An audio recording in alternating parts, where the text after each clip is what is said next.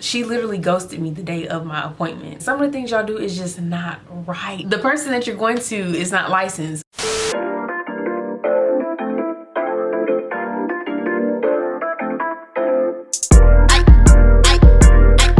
Yeah. 10 o'clock, feeding for the guap. Hey YouTube, it's your friendly neighborhood natural Lex, or you may know me as Chocolex on YouTube, and I'm back with another natural hair video for you guys today. And in today's video, I'm doing another natural girl talk. Natural girl talk is a segment that I do on my channel, kind of like girl talk, but natural. In my natural girl talks, I normally talk about things related to or about natural hair, and I've got a bunch of previous videos of my natural girl talks, so if y'all want to go and watch some of those, I'm gonna put them down below so you guys can go and check them out. Y'all already know what we're talking about based on the title of this video.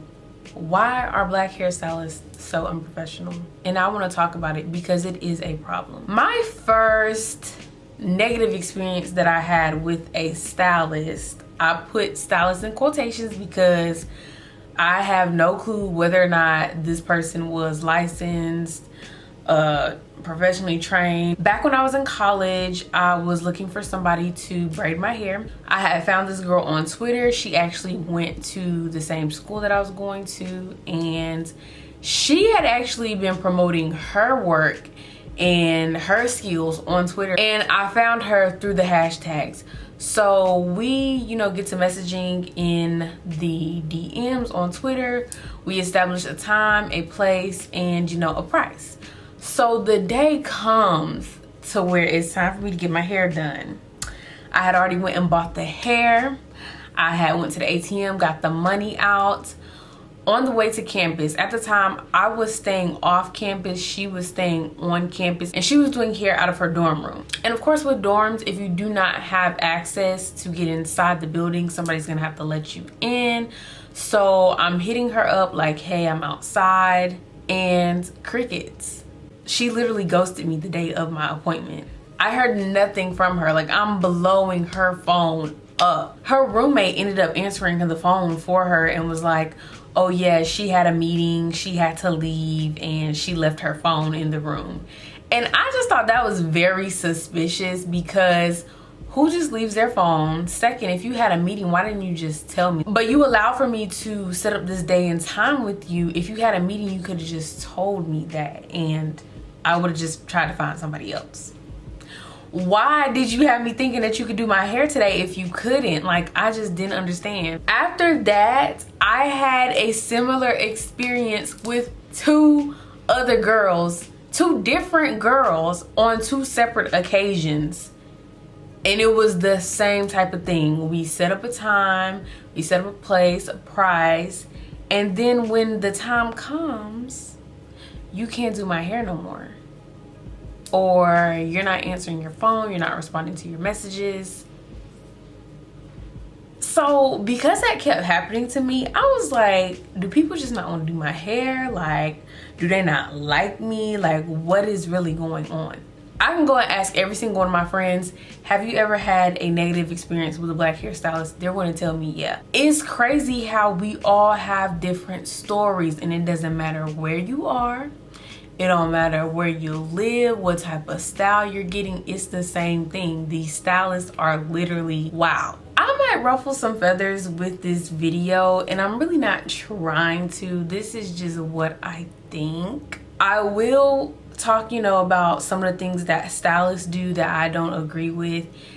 But I'm also gonna talk about some things that we as clients that we do that needs work as well. Some of y'all might disagree with me, but these stylists, they have established these procedures, these rules, and whatever else you want to call them for a reason. There's a reason that these girls have these strict policies. There is a reason as to why they move the way they do. They have a non-refundable deposit requirement because so many people kept no call, no showing for their appointments. They have a late fee after the first 15 minutes because their clients kept showing up late for their appointments. Because of X, Y is happening. I kind of understand that, especially if you're being upfront about it and you are not throwing it at me like the day before your appointment, like, oh yeah, and you gotta send me a deposit even though your appointment's tomorrow. Like, if I know what's up from the get-go, I'm a little bit more understanding. Now, that doesn't mean that I agree with every policy that you have listed on your site, but if it is put out there in plain English and that's just how you move, that's how you roll, I can't speak for everybody else, but I'm going to look at your policy and see if I agree with the things that you have instated for your business. And if I agree with them, I'll book with you. If I don't like it, I'm not. So, clients, we have to do our research before we book with these women, okay? Nowadays, we see a stylist on Instagram. She got a whole bunch of followers and views and likes and stuff like that. And that's all it takes for us to be drawn in. Like, yes, I want her to do my hair. But go on these girls' sites, review their policies. In the same token though, I can say the same thing for the clients, for us women who are trying to book with a stylist. Because something negative happened with us within our last appointment, now we're acting a certain way. So maybe the client does show up late because the first 2 times that so-and-so did her hair, she had her waiting for 30 minutes before she got to sit in the chair. Maybe that's why she shows up late. Maybe she is DMing you on your personal page because she has a question that is not answered on your professional page. It's like a cause and effect type of relationship. Something happened to where this is causing either the stylist or the client to act a certain way. Number 2, I feel like there is a strong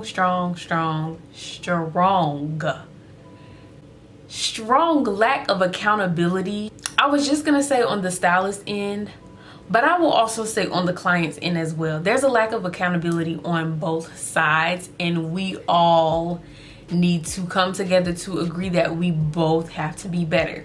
Now, I am very biased within the situation only because I have had multiple bad experiences when trying to get my hair done.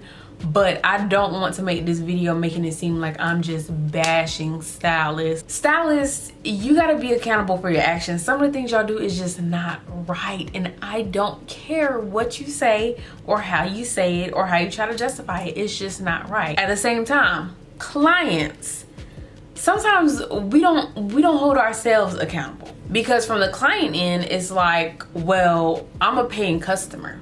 I'm paying you. I'm putting money in your pocket. You need to do what I tell you to do. You need to do it how I want it. You need to do this. And on the stylist end as well, I'm the person that's providing you the service. You're going to get the desired result because of me. I do so-and-so's hair and so-and-so's hair. I've been doing this for years now. I have this many followers on Instagram. So you gotta follow my rules and you gotta do what I tell you to do to sit in my chair. You see how that can be conflicting on both ends? Yeah. Another thing to note here, social media. We're living in the times where anybody can go viral. You can go viral in the blink of an eye. I don't mean to say that as if it's like easy, but if you have internet access and you have a smartphone, it is possible. So we have stylists who are going viral on the daily.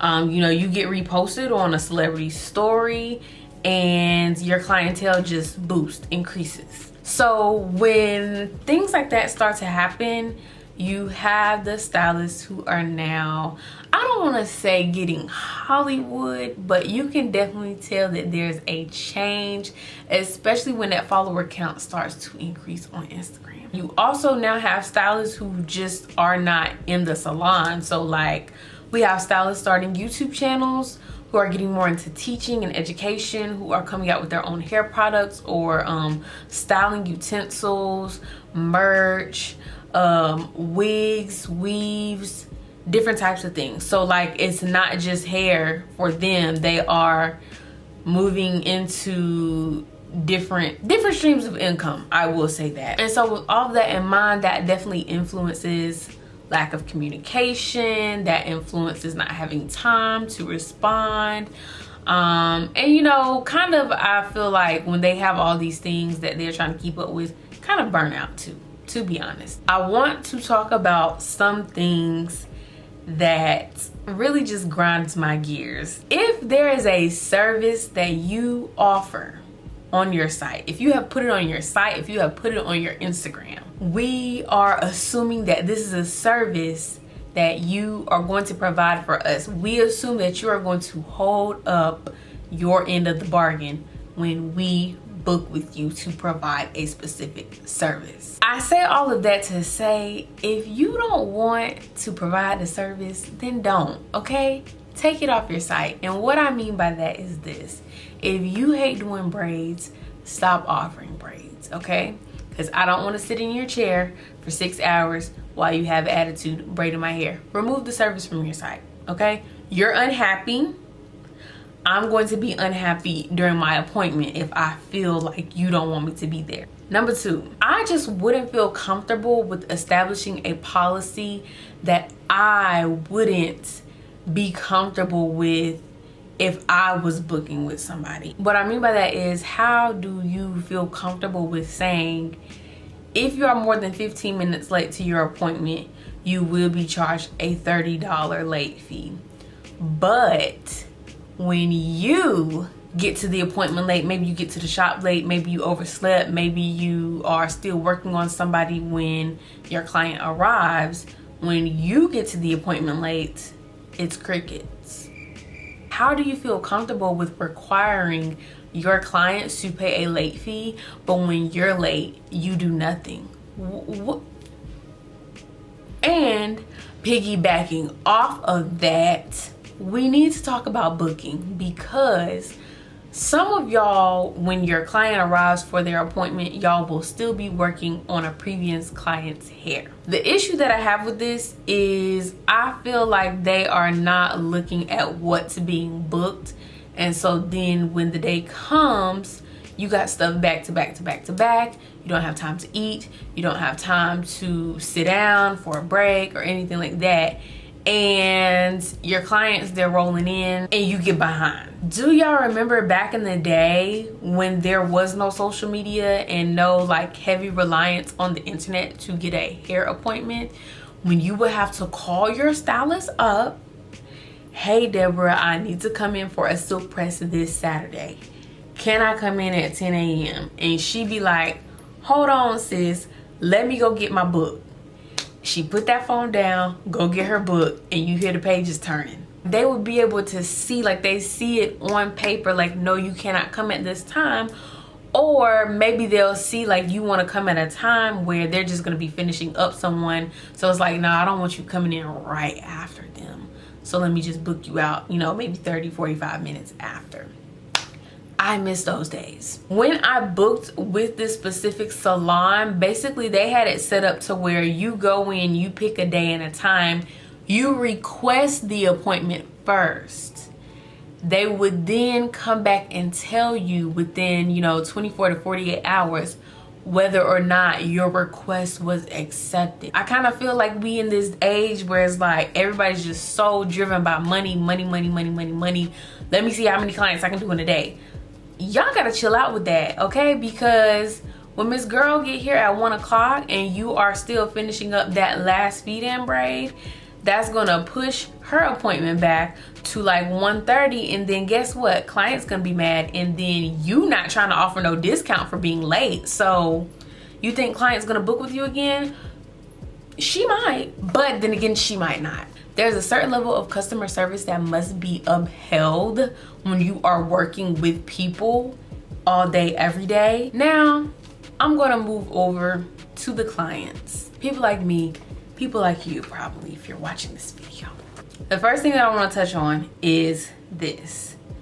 If you live in a heavily populated area, Miami, Atlanta, Houston, Dallas, LA, Philly, etc., etc., traffic is heavy. Why are you waiting to the last minute to leave to get to your appointment?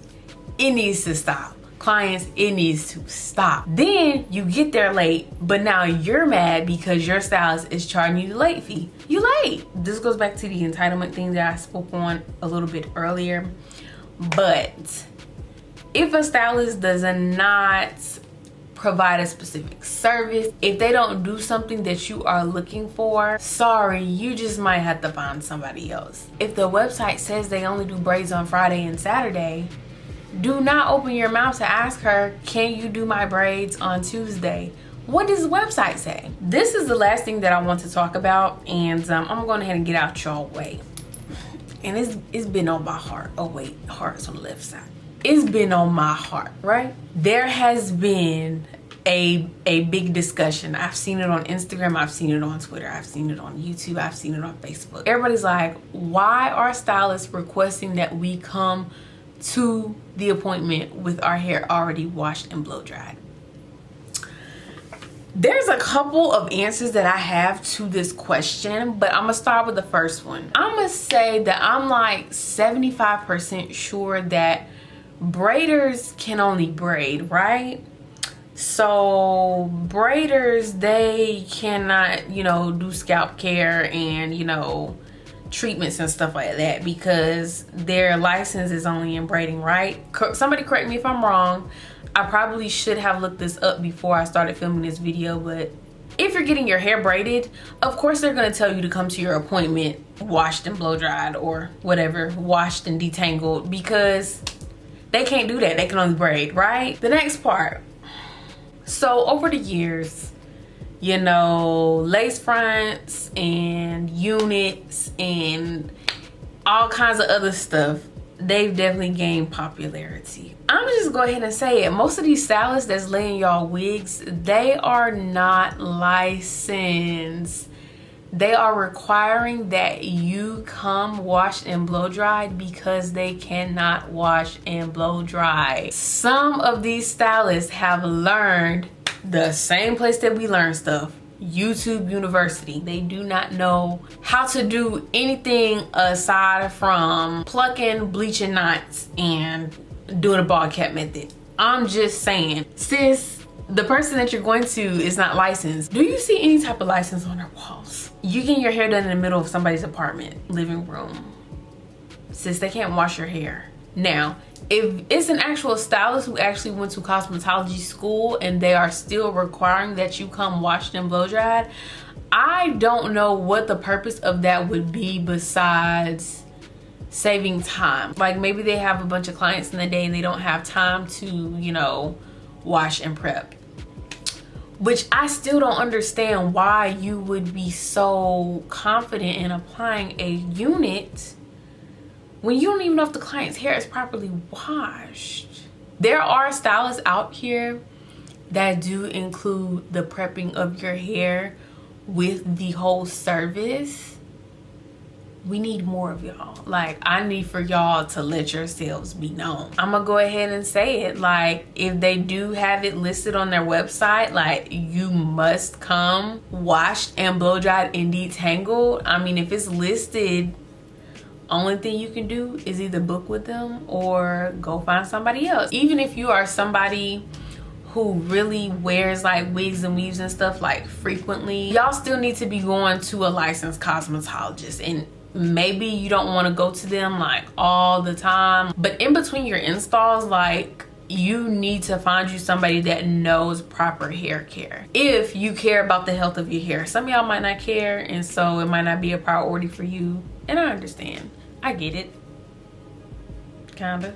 To answer the question of why I feel like stylists are just so damn unprofessional nowadays, it's a combination of things. But I will say that stylists, y'all do have to do better, because at the end of the day, the clients, we're the ones who's driving your business. Do y'all know that when we actually have a good experience with a stylist, how we go and tell the world, we gonna go to war for y'all. Like, you need some referrals, like, I got you, sis. But if we have a bad experience, we might not post it publicly on Instagram or Twitter or Facebook or whatever, but please believe we do talk shit in the group chats with our friends. And I know a lot of these cities are big, but they're not that big, sis. Word does get around. I'm all done here with this video. Y'all let me know if you agree, if you disagree. I don't care. Just leave a comment. Like, just interact within the comments and let me know.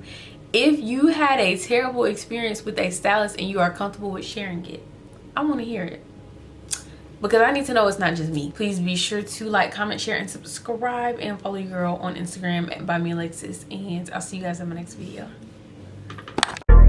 They just want to get closer to me, getting colder to me. You ain't no one to me. They won't fuck me over, my team way too cautious. We too sober to leave at 10 o'clock, feeling for the guap.